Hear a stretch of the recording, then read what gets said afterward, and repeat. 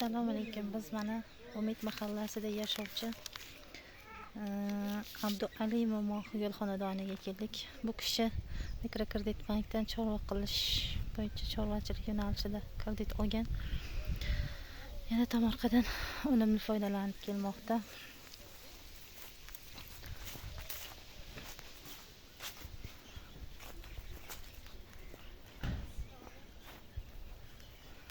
Tomorqaga sarimsoq, piyoz, ismaloq,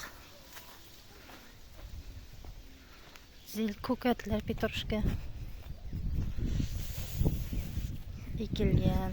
Tomorqadan unumli foydalanib kelyapti.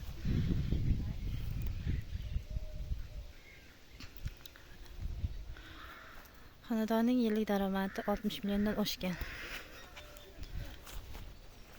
90 bosta chesnaklar.